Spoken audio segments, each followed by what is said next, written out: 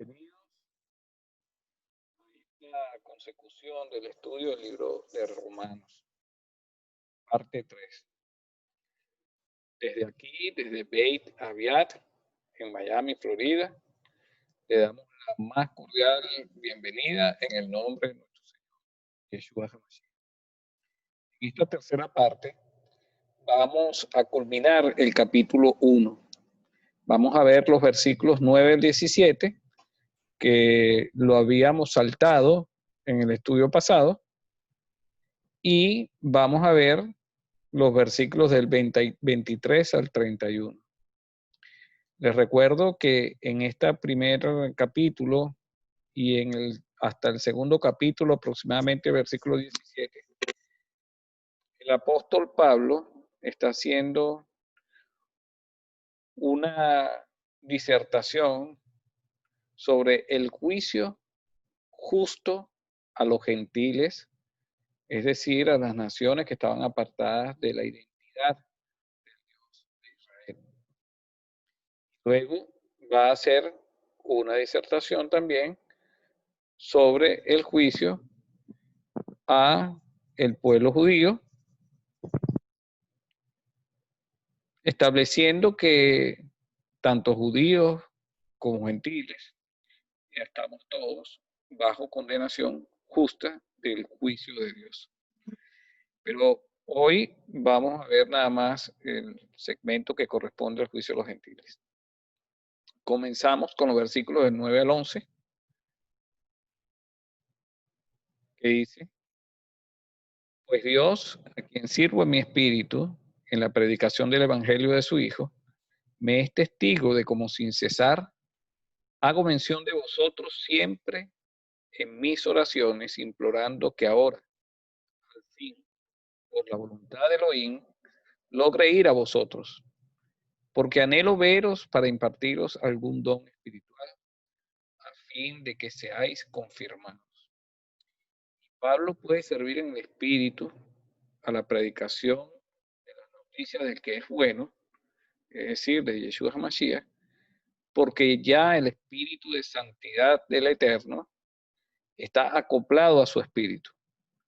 Porque aunque anteriormente era celoso de la Torá, él no podía servir a Dios en su espíritu,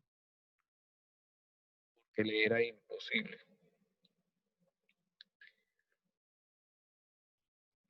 Continuamos el versículo 12, que dice: es decir, para que cuando esté entre vosotros nos consolemos mutuamente y cada uno por la fe del otro, tanto la vuestra como la mía. Y esto lo experimentamos hasta el día de hoy. Cuando nos encontramos con hermanos en la fe, podemos compartir nuestras inquietudes, nuestros temores, confesarnos a nosotros, podemos animarnos, consolarnos, porque todos tenemos el mismo espíritu y tenemos la misma fe. Es decir, la fe no es otro que la persona de Yeshua, el que es fiel. Y compartir al Señor y a su espíritu con otros hermanos es sumamente gratificante. Versículos 13 al 15: y no quiero que ignoréis, hermanos, que con frecuencia he hecho planes para ir a visitarlos y hasta ahora me he visto impedido, a fin de obtener algún fruto también entre vosotros, así como entre los demás gentiles. Tengo la obligación, tanto para con los griegos como para los bárbaros, para con los sabios como para los ignorantes. Así que por mi parte, ansioso estoy de anunciar el Evangelio también a vosotros que estáis en Roma. Sabemos que el más sabio de las personas del mundo realmente es necio delante del Señor.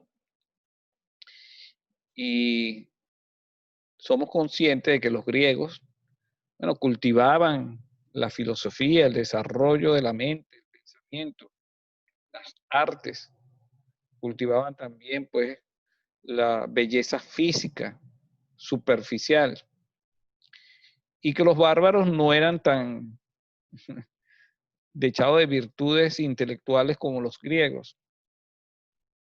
Pero como Pablo tenía el ministerio a los gentiles, y como él tenía la mente de Mashiach, él no hacía acepción de personas y tenía el mismo compromiso por todos por igual. ¿Qué dice Romanos 13:8? Adelantándonos un poco. Dice, no debáis nada a nadie, sino el amaros unos a otros. Porque el que ama a su prójimo ha cumplido la Torá. Entonces, Pablo no era deudor de los bárbaros y de los griegos porque, bueno, tenía algún favor que pagarles, algún compromiso que lo ataba a ellos, alguna deuda. No, sino él era deudor de amor hacia todos. Continuamos el versículo 1:16. Porque no me avergüenzo del Evangelio, pues es potencia de Dios. En algunas Biblias traducen poder de Dios. Y vamos a ahondar un poquito en esa palabra en un momento. Pues es potencia de Dios para la salvación de todo el que cree, del judío primeramente y también del griego. Es importante que nosotros tengamos en cuenta que el Señor dice que Él se avergonzará de los ante el Padre si nosotros nos avergonzamos de Él ante las demás personas. Nosotros no tengamos temor, no tengamos miedo al que dirán o al rechazo de las personas. Eso es automático. Las tinieblas rechazan la luz. El mundo rechaza a los hijos de Dios. Si estamos conscientes de eso, pues no tenemos nada que perder, ni no tenemos nada que esperar con respecto del mundo. Lo que sí tenemos que esperar es que cuando le hablamos a los muertos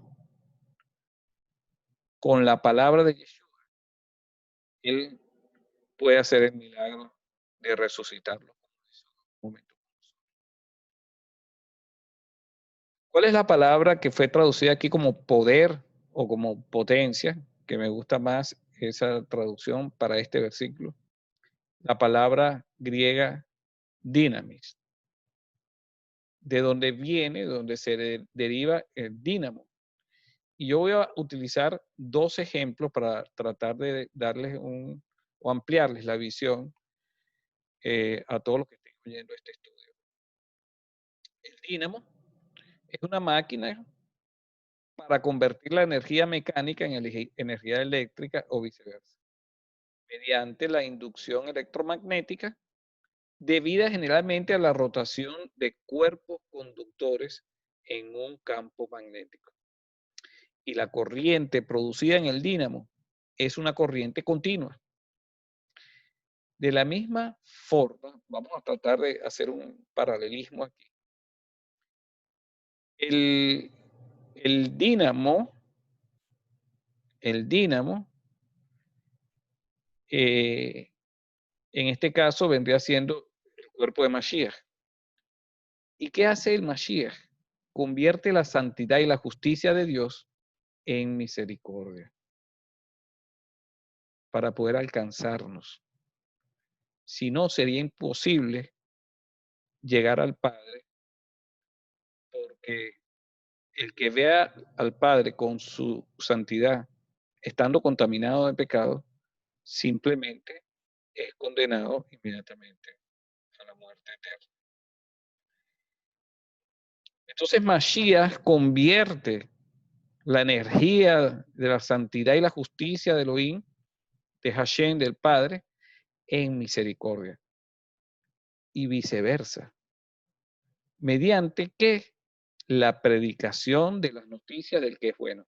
Es decir, del Evangelio. Debido a la acción de qué? De cuerpos conductores, es decir, los discípulos de Mashiach, que somos nosotros hoy en día, que andamos dentro de un campo de energía, que en este caso es el mismo espíritu de su santidad Hashem.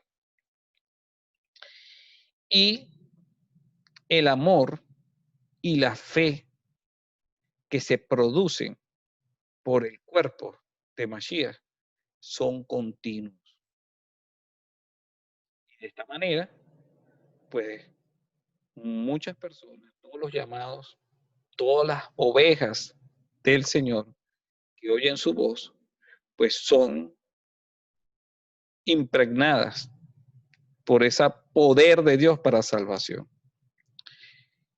Y les quiero poner otro ejemplo basado en las matemáticas. Todos los que me escuchan, pues deben haber estudiado en algún momento lo que son la potencia. En la potencia existe una base y existe un exponente. Les explico. La potenciación es una multiplicación de varios factores iguales. Al igual que la multiplicación es una suma de varios sumandos iguales. La potenciación se considera una multiplicación abreviada. El exponente determina la cantidad de veces que la base se multiplica por sí misma. Y ahora llevémoslos a el entendimiento de la palabra. Cuando a Yeshua le preguntaban que querían los discípulos, que querían que Yeshua les mostrara al Padre, vamos a ver la respuesta que le da aquí en Juan 14, 8 al 9. Felipe le dijo, Señor, muéstranos al Padre y nos basta. Yeshua le dijo, tanto tiempo he estado con vosotros y todavía no me conoces, Felipe. El que me ha visto a mí, ha visto al Padre. ¿Cómo dices tú, muéstranos al Padre? Por lo tanto, en este caso, el Padre es la base desde el punto de vista de la potencia. Y Yeshua es el exponente, el que revela al Padre. El Hijo, exponente de la potencia del Padre.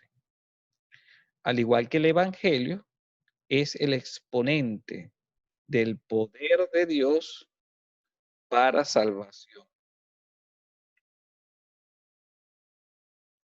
Y lo pongo aquí gráficamente de alguna forma, como si fuera matemáticas. Dios es la base y el Evangelio, que es las noticias del que es bueno, de Yeshua, es el exponente del poder de Dios para salvación. Veámoslo así también. El Padre es la base y el Hijo es el exponente que revela al Padre, como lo vimos ahorita en esta historia de Felipe. Y Hashem es la base y Yeshua es el exponente de Hashem. Hashem es la justicia y Yeshua es la misericordia que revela la justicia de Dios que recayó sobre Yeshua mismo. Leamos Hebreos 1, del 1 al 2, que dice, Dios, habiendo hablado hace mucho tiempo, en muchas ocasiones y de muchas maneras a los padres por los profetas, en estos últimos días nos ha hablado por su Hijo, a quien constituyó heredero de todas las cosas, por medio de quien también hizo el universo. O sea, aquí vemos varios elementos. Vemos a Dios, vemos al Padre tácitamente y vemos al Hijo. Si Dios está hablando del Hijo, es porque existe el Padre. Y lo he explicado en muchas otras oportunidades. Dios es amor y el amor se revela en justicia y misericordia. El Padre representa la justicia y Yeshua representa la misericordia. Y no es que hayan varios dioses, sino que Dios tiene varios atributos. Por eso el nombre de Elohim, el plural de un singular. La terminación im habla de plural, pero no porque haya más de uno, ni porque haya una trinidad, ni porque hayan tres que son uno, no. Dios es una unidad, es uno, único, incomparable, indivisible. Y Dios es amor. Y el amor sin justicia no es amor. Y el amor, si fuera solo misericordia, no es amor. Si es solo justicia, no es amor. Por eso Dios se expresa en ocasiones como Padre y en otras ocasiones como Hijo. Continuamos. Él es el resplandor de su gloria y la expresión exacta de su naturaleza. Yeshua es el que revela al Padre, porque proviene del Padre y sostiene todas las cosas por la palabra de su potencia, y aquí está el siguiente elemento, la palabra de su potencia, de su dinamo, el exponente. Entonces tenemos a Dios, al Padre, al Hijo y a la palabra de Dios. Vamos a graficarlo así para ver si me entienden. Tenemos aquí a Dios con su exponente, el Padre, que refleja la justicia, el atributo de la justicia, el amor de Dios. Tenemos a Yeshua, que es el Hijo, que revela el atributo de la misericordia de Dios, porque Dios es amor. Tenemos la palabra de Dios, que es el exponente de Dios, que habla del Padre y que habla del Hijo, y es la palabra del poder de Dios que sostiene todo el universo. Espero que esta imagen, a veces habla más que muchas palabras, les ayude a entender el concepto. Y para ahondar un poquito más en este concepto, vamos a analizar un versículo que ha sido muy mal interpretado. La carta de Pablo a los Corintios, primera de Corintios, capítulo 15, versículos 55 al 57, y que, como dice Pedro, que las cartas y las palabras de Pablo son a veces de difíciles comprensión y los ignorantes tuercen. Y cuando lo digo ignorante, no quiero insultar a nadie porque en verdad tenemos que recordar que fuimos esclavos, que fuimos ignorantes de la verdad de Dios y que aún somos ignorantes de muchas cosas. Simplemente quise repetir lo que dice Pedro hablando de las cartas de Pablo. Dice así: ¿dónde está, oh muerte, tu victoria? ¿Dónde, oh sepulcro, tu aguijón? El aguijón de la muerte es el pecado y el poder del pecado es la ley. Pero a Dios gracias que nos da la victoria por medio de nuestro Señor Yeshua HaMashiach. Entonces, la mala interpretación produce que se tuerzan las palabras y se dé una interpretación de este tipo que es muy común dentro del cristianismo, que dice, bueno, si el poder del pecado es la ley y Yeshua nos da la victoria y Yeshua representa la gracia de Dios y él vino y cumplió la ley por nosotros y abolió la ley, entonces él le quitó el poder al pecado. Porque si lo que le da poder al pecado es la ley, si quitas la ley, le quitas el poder al pecado. Pero eso no es así, es una mala interpretación y espero que servirles de luz al respecto. Si nosotros entendemos que ese poder de Dios, ese dinamos, es el exponente desde el punto de vista de la potenciación, entonces tendríamos que entender que el exponente que revela el pecado es la Torá. La Torá deja al escarnio público, deja descubierto, desenmascarado al pecado. Es el exponente. Deberíamos entonces leer así. ¿Dónde está, oh muerte, tu victoria? ¿Dónde, oh sepulcro, tu aguijón?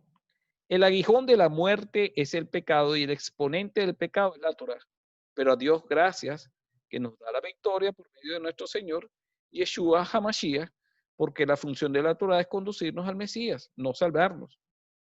La función de la Torá es convencernos de pecado. La función de la Torá es darnos a conocer el pecado para el no creyente. En Romanos 3:20 dice, porque por las obras de la ley ninguna carne se justificará delante de él, porque por la ley es el conocimiento del pecado.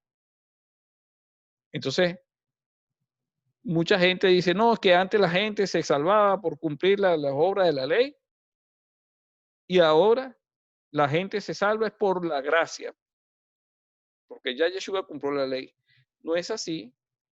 Siempre, siempre ha habido la salvación por gracia y nunca ha habido salvación por la obra de la ley. Porque Abraham, la fe, le fue contada por justicia. Noé halló gracia delante de los ojos de Dios. Y entonces fue declarado justo. Nunca la ley ha servido para salvarnos, sino para conducirnos al Salvador mediante la exposición del pecado en nuestra vida, revelándonos la necesidad de buscar un Salvador fuera de nosotros mismos y fuera de cualquier ser humano que también tenga una deuda con Dios. Por eso el Evangelio es el Evangelio del que es bueno, bueno solo es Dios. Yeshua es Dios, porque si Él no era bueno, no calificaba para poder. Seguimos adelante, Romanos 1:17. Porque en el Evangelio la justicia de Dios se revela por fe y para fe, como está escrito. Mas el justo por la fe vivirá. Y como ningún ser humano es justo, estamos aquí hablando del Mesías, de Yeshua, el justo. Ahora, Yeshua no necesita fe para vivir, porque Él es la representación física de la fe. Y cuando tú ves algo, o sea, cuando tú tienes fe, pues es en algo que no ves. En este caso, a Dios que no lo vemos, Yeshua que no lo vemos, tenemos fe en Él. Pero Él es, como dice la palabra fe en hebreo, que significa emuná, significa fe, fidelidad, firmeza, verdad. Viene de una raíz, amán, que significa él educa. De ahí se deriva la palabra emet, que es verdad, y se deriva la palabra emuná, que es fidelidad, fe, firmeza. En griego es pistis, que significa fe, pero también significa fidelidad. Entenderíamos entonces que el justo es Yeshua y el justo por su fidelidad vivirá, porque él fue fiel a su propia palabra. Nosotros, por lo tanto, vendríamos siendo los que éramos culpables y ahora fuimos declarados inocentes, es decir, justificados. El justificado por la fidelidad de Yeshua vivirá. Así deberíamos leerlo si queremos aplicarlos a nuestra vida. Una manera de parafrasear este versículo también podríamos decir, sustituyendo evangelio por las noticias del bueno y sustituyendo la palabra fe por Yeshua, es la siguiente. Porque en las noticias del bueno, la justicia de Dios se revela por Yeshua y para Yeshua, como está escrito. mas el justo Yeshua, por su fidelidad, vivirá. Ahora quiero mostrarles algo interesante que podemos ver de los versículos 23 al 28. Esto se llama quiasmo y vemos cómo se repite un esquema. No está todo el versículo escrito, sino lo que los quiero resaltar en amarillo. En el versículo 23 dice, y cambiaron. Y en el versículo 24 dice, Dios los entregó. Y en el 25, ¿por qué cambiaron? En el 26, Dios los entregó de nuevo. Y al final del 26 habla de que cambiaron, en este caso las mujeres. Luego comienza el 27 de que los hombres también cambiaron, porque dejar algo y sustituirlo por otra cosa es cambiar. Y en el 28 vuelve a decir, Dios los entregó. Vamos a analizar un poquito primero qué fue lo que cambiaron, o sea, qué fue lo que cambió el hombre, y después vamos a ver a qué fue que Dios entregó a la humanidad. Y cambiaron la gloria del Dios incorruptible por una imagen en forma de hombre corruptible, de aves, de cuadrúpedos y de reptiles. Luego, por segunda vez, porque cambiaron la verdad de Dios por la mentira y adoraron y sirvieron a la criatura en lugar del Creador. Es bendito por los siglos de los siglos. Luego en el versículo 26, porque sus mujeres cambiaron la función natural por la que es contra naturaleza. Y de la misma manera, también los hombres, dejando, es decir, cambiando el uso natural de la mujer, se encendieron en su lujuria unos con otros, cometiendo hechos vergonzosos hombres con hombres y recibiendo en sí mismos el castigo correspondiente a su extravío. Y como ellos no tuvieron a bien reconocer a Dios, es decir, cambiaron, entonces vamos a ver ahora a qué Dios los entregó. Por consiguiente, Dios los entregó a la impureza en la lujuria de sus corazones, de modo que deshonraron entre sí sus propios cuerpos. Por esta razón, Dios los entregó a pasiones degradantes porque sus mujeres, bueno, deshonraron, ¿no? Y el versículo 28, Dios los entregó a una mente depravada para que hicieran las cosas que no convienen. Entonces, veamos un breve resumen. El hombre que cambió, la gloria del Dios incorruptible. ¿Qué cambió? La verdad de Dios. ¿Qué cambió? La función natural de todas las cosas. Desde que el hombre hizo la creación, le asignó una función a las plantas que se reprodujeran según su especie y le dio semilla, a los animales también que se reprodujeran según la especie de cada uno, que se multiplicaran igual que al hombre. Y vio Dios que era bueno y lo bendijo. Esa es la función natural con la que creó Dios a las plantas, a los animales, al ser humano.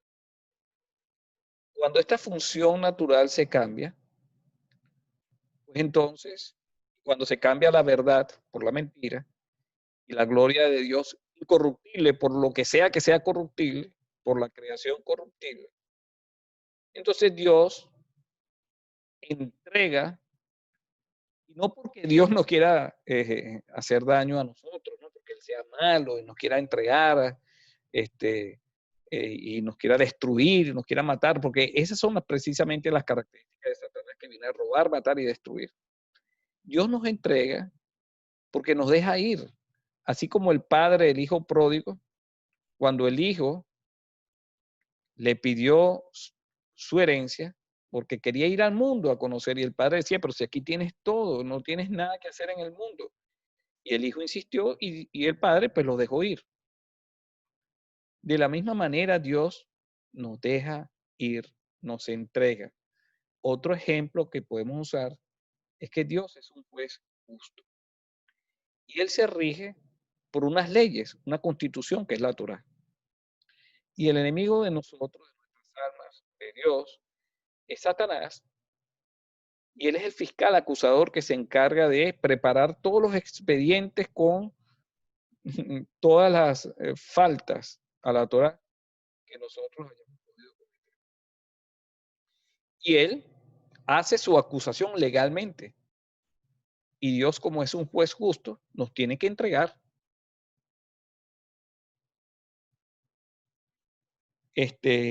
Por lo tanto, démosle un correcto entendimiento a esa expresión. Ahora,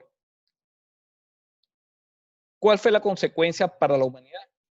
La humanidad se extravió en la idolatría, es decir, adorando la creación en vez del creador. La humanidad se extravió en la homosexualidad masculina y femenina, porque dejaron la función natural y ya dejó de ser bueno. Los homosexuales dicen, mira, si nosotros nos amamos y no somos libertinos, sino que tenemos una sola pareja, pues eso está aprobado por Dios, eso es amor, y existen hasta iglesias que aceptan ese tipo de filosofía humana, de desvío, de extravío, lo cual lo hace doblemente dañino, porque profanan el nombre y la palabra de Dios, adaptándolo a sus propias pasiones. El hombre también se desvió en prostitución, porque la idolatría estaba íntimamente ligada a todo tipo de libertinaje sexual, a la homosexualidad, a la prostitución. De hecho, los templos paganos, los sacerdotes y sacerdotisas, pues como parte de su culto, pues se practicaba todo tipo de perversión sexual. Él nos entrega al libertinaje sexual, a las drogas que siempre han existido en todas las épocas y, como dice ahí, a todo lo que no nos conviene. Tenemos que entender la gravedad de lo que es cambiar lo que Dios ha determinado. Les muestro para que sigamos profundizando un poquito al respecto. En Jacobo 1:17, por cierto que la Iglesia Católica cambió lo que dice en griego normalmente. Hoy en día todos tenemos acceso a internet y a Biblias interlineales. Les recomiendo la Biblia paralela o Biblia Hub, y ahí pueden ver cada versículo, cómo fue escrito en el original. Y ahí dice Jacobo, no dice Santiago. Entonces, esos son pequeños ejemplos de que el ser humano cambia las cosas, porque Jacobo suena muy judío, y mejor ponerle Santiago, que eso sí suena católico. Pues eso es un invento del hombre, que pareciera que no tiene tanta importancia, pero la verdad es que sí la tiene, porque lo hemos visto en esto que estamos leyendo en la carta de Pablo a los Romanos. Entonces, en Jacobo 1:17 dice, toda buena dádiva y todo don perfecto viene de lo alto, desciende del Padre de las luces, con el cual no hay cambio ni sombra de variación, porque el Señor no es hombre para que mienta, ni hijo de hombre para que se arrepienta.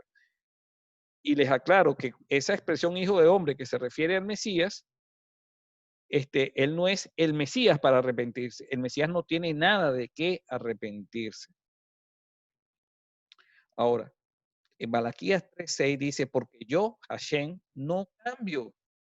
Por eso vosotros, oh hijos de Jacob, no habéis sido consumidos. Y yo le pido al Eterno que nos dé a todos un espíritu de temor, para que ante esas cosas que han acostumbrado a muchas personas, muchos líderes, de que el Señor abolió la ley, de que el Señor abolió ciertas leyes dietéticas, por ejemplo, la alimentación kosher, que el Señor abolió fiestas, que el Señor abolió el Shabbat, contradicen el carácter de Dios mismo y de su palabra, que es eterna, que es santa, es perfecta y es justa, como dice el Evangelio. Entonces, yo quisiera pedirles que por temor a Dios consideraran, aunque no estén de acuerdo con estas cosas que estamos viendo en este momento, porque estos son tradiciones que vienen de generación en generación, interpretaciones que han sido inculcadas en lo más profundo de la mente, del corazón del creyente, pero que por temor a Dios nos detuviéramos un momento y consideráramos esto, porque Dios no se contradice. Dice en el Salmo 106, 19, 20, el pueblo de Israel mismo apenas recibió el pacto de la Torá en el monte Sinaí, ¿qué fue lo primero que hicieron? Un becerro de oro en Horeb, en el monte Sinaí, y adoraron una imagen de fundición. Cambiaron su gloria por la imagen de un buey que come hierba. Se olvidaron de Dios, su Yeshua, su Salvador, que había hecho grandes cosas en Egipto. Y se olvidaron bien rápido porque 40 días antes se escuchó un estruendo del cielo, estruendo de chofar, truenos, relámpagos y una voz poderosa, y todo el pueblo de Israel y las naciones que habían salido junto con ellos, esa multitud mixta que estaban al pie del monte Sinaí, escucharon la voz de Dios y se convirtieron en profetas, no solo Moshe. Y escucharon los 10 mandamientos. Y escucharon que el segundo mandamiento habla que no te das dioses falsos delante de mí, ni imagen de nada de lo que está arriba en el cielo, en la tierra, en las aguas, debajo de la tierra, ni las honrarás porque soy yo, tu Dios fuerte y celoso. Y a pesar de eso, 40 días después, se hicieron un becerro de oro. Y si eso hizo Israel, después de la salvación tan grande que vieron y todos los milagros en Egipto y toda la apertura del Mar Rojo, la muerte de los carros del faraón y la voz de Dios en el monte Sinaí, con todo y eso, cambiaron la gloria de Dios. Ahora, ¿qué queda para las naciones paganas que nunca habían tenido ninguna experiencia con el Dios de Israel? Ni habían visto ninguna de sus misericordias, ni experimentado sus juicios a favor de ellos. Pues mucho peor. Miren también el desarrollo de la historia de nuestro pueblo Israel, cómo después que Salomón pues cayó en la idolatría por estarse casando con mujeres de otros pueblos y aceptando su culto, y Dios decidió pues dividir el reino en 10 tribus al norte y 2 tribus en el sur, comandados en el norte por Jeroboam, el líder de la tribu de Efraín, y en el sur por Roboam, rey de Judá. Vamos a ver qué hizo Jeroboam. Primera de Reyes 12, 25, 27. Entonces Jeroboam edificó Siquem en la región montañosa de Efraín y habitó allí. De allí salió y edificó Penuel. Y Jeroboam se dijo en su corazón: ahora el reino volverá a la casa de David si este pueblo continúa subiendo a ofrecer sacrificios en la casa de Hashem en Jerusalén. Porque el corazón de este pueblo se volverá a su señor, es decir, a Roboam, rey de Judá, y me matarán y volverán a Roboam, rey de Judá. Entonces, Jeroboam tenía una sed de poder tan grande, pero a la vez también tenía un gran miedo, un gran temor. Y estas dos cosas combinadas produjeron en su concupiscencia planificar cambios, cambiar las cosas que Dios había establecido. Continuamos con la historia y dice así: el rey tomó consejo, hizo 2 becerros de oro y dijo al pueblo: es mucho para vosotros subir a Jerusalén. He aquí vuestros dioses, oh Israel, los cuales te hicieron subir de la tierra de Egipto. Entonces puso uno en Betel y el otro becerro lo puso en Dan, cambiando la gloria del Dios incorruptible. A pesar de que el pueblo de Israel, después que hizo el primer becerro, iba a ser destruido, y por la intersección de Moshe, Dios derramó su misericordia, quebró las tablas que significan la muerte de Yeshua HaMashiach, volvió a hacer otras tablas, renovó de alguna manera el pacto, y sin embargo, volvieron a cometer el mismo error. Y esto fue motivo de pecado porque el pueblo iba aún hasta Dan a adorar delante de uno de ellos. Hizo también casa en los lugares altos e hizo sacerdotes de entre el pueblo que no eran de los hijos de Leví.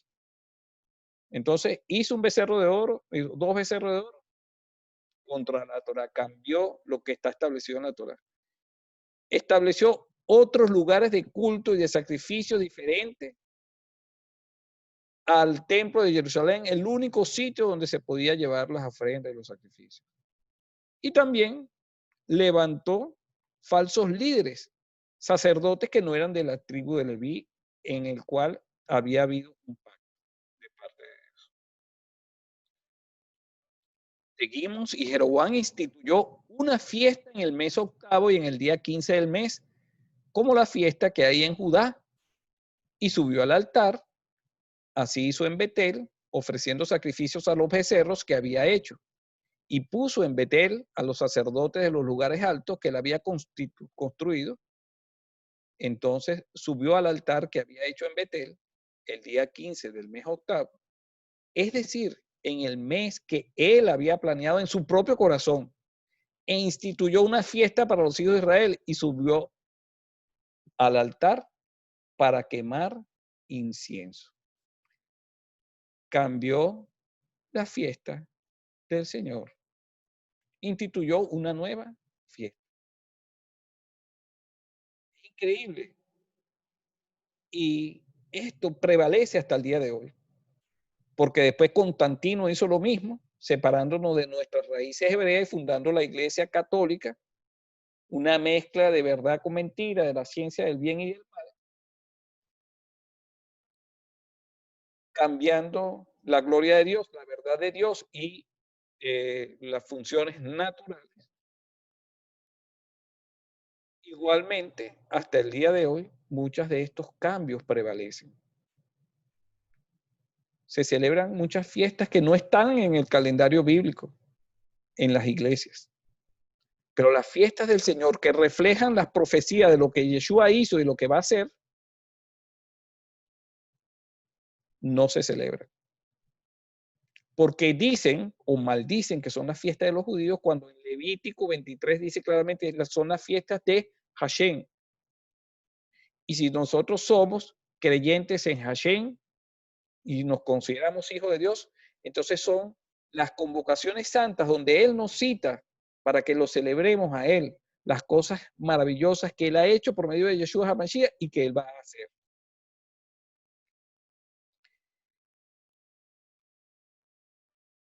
Indudablemente que Jeroboam fue tentado en sus propias pasiones, cayó en su mente, cayó en su corazón, en su concupiscencia. Veamos qué dice Jacobo 1, 13, 15 al respecto.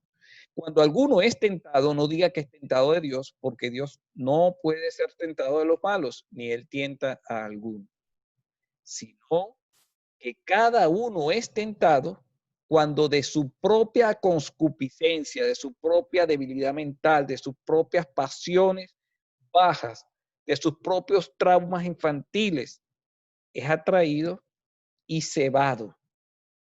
Y la concupiscencia, después que ha concebido, como una mujer que concibe, que pare, no pare un hijo, pare el pecado, ese es su hijo, el hijo de la concupiscencia.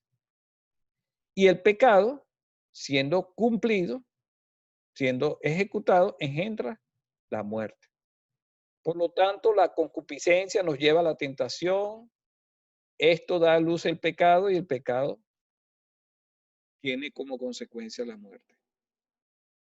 Sigamos leyendo en Jacobo, los versículos 16 y 18, dice, amados hermanos míos, no erréis. Es decir, no pequen. ¿Por qué es decir no pequen? Porque pecado en hebreo significa errar el blanco. Y Torá, que no solamente es ley, sino que son instrucciones de Dios, promesas, testimonios, significa las instrucciones de Dios para dar en el blanco. Cuando dice Jacobo aquí, hermanos míos, no erréis, no pequen. No cambien la verdad por la mentira. Hagan una diferencia entre la luz y las tinieblas.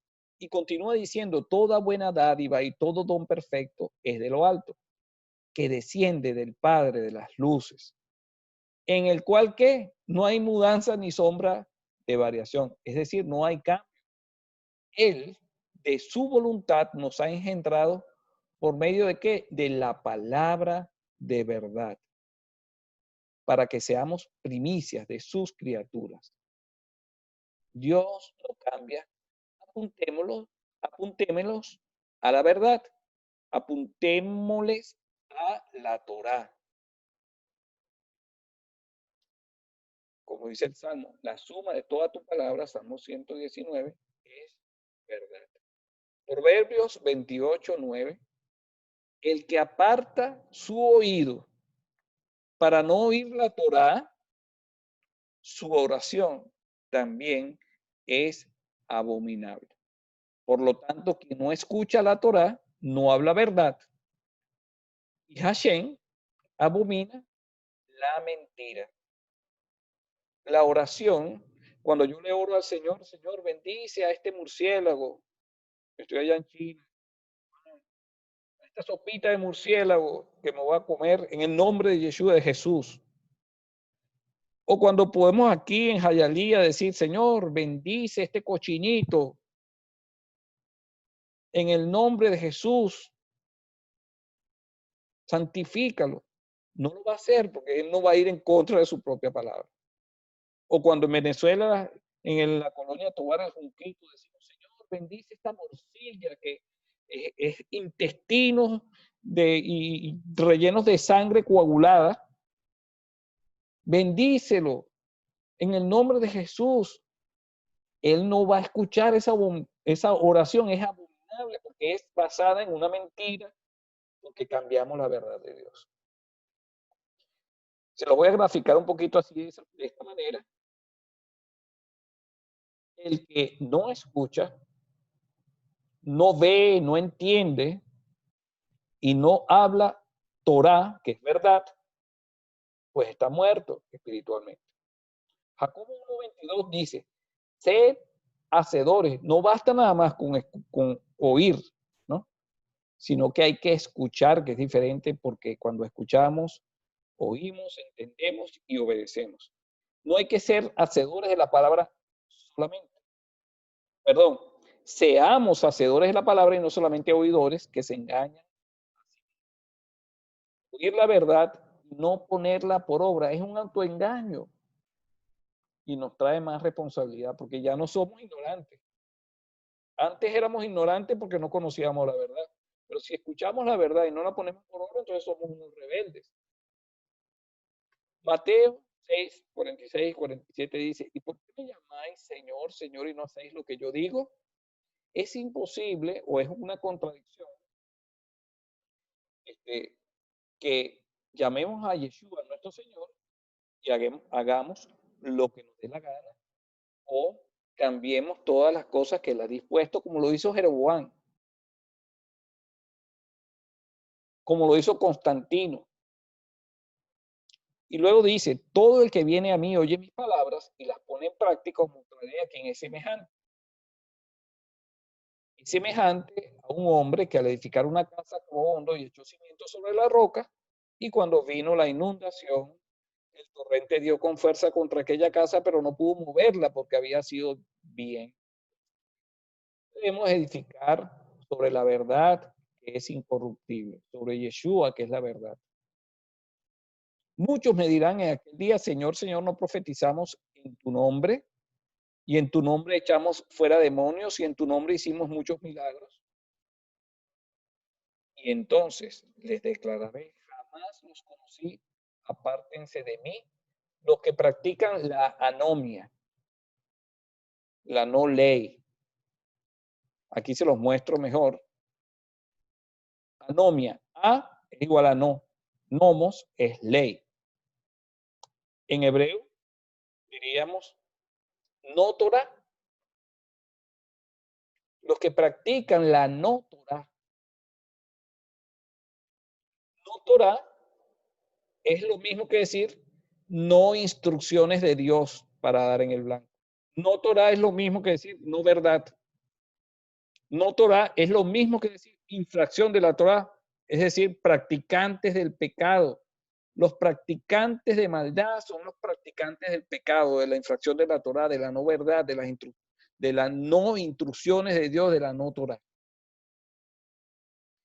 Juan 9:31 y en el Salmo 66:18, leo los dos, dice el Señor, sabemos que Dios no oye a los pecadores, pero si alguien teme a Dios y hace su voluntad, a éste oye.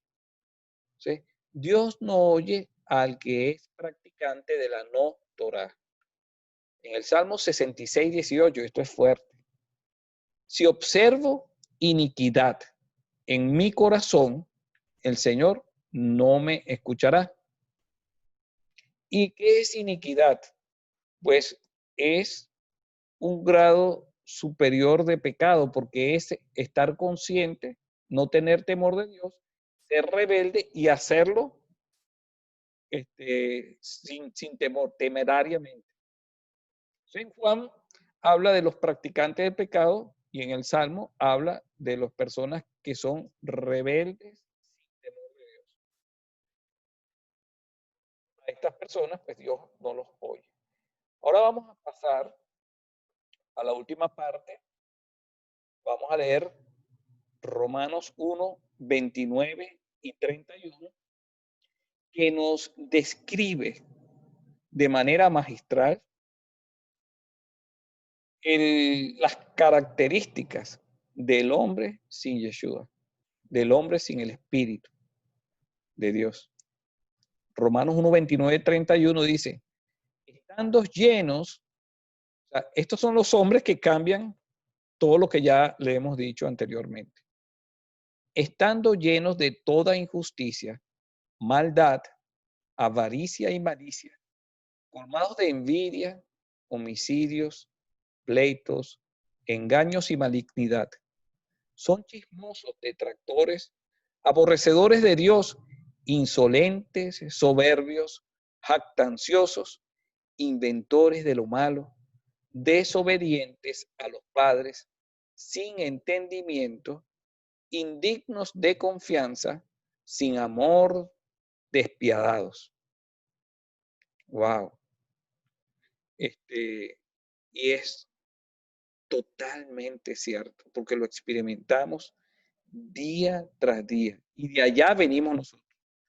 Incluso algunas de estas cosas nos quedan porque Dios todavía está reprogramando nuestras mentes, limpiándonos de la mente de esclavo que teníamos cuando éramos parte del mundo.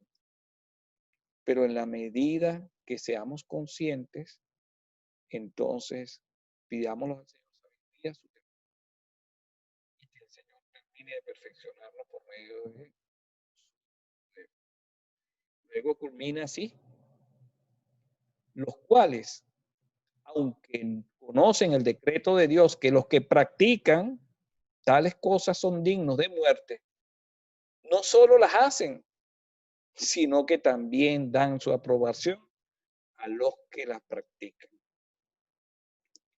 Bueno, señores, con esto hemos culminado esta tercera parte del estudio del libro de los Romanos. Espero que sea de edificación, motivo de reflexión, y vemos cómo los gentiles, las naciones que no están identificadas con el Dios de Israel, con sus promesas y sus pactos, no tienen excusa delante de Dios y están condenados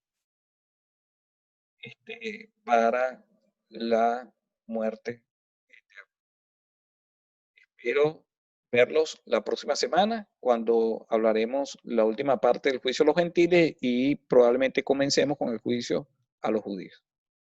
Que el Señor los bendiga. Shalom, alejen. Que la paz sea con todos ustedes. Amén.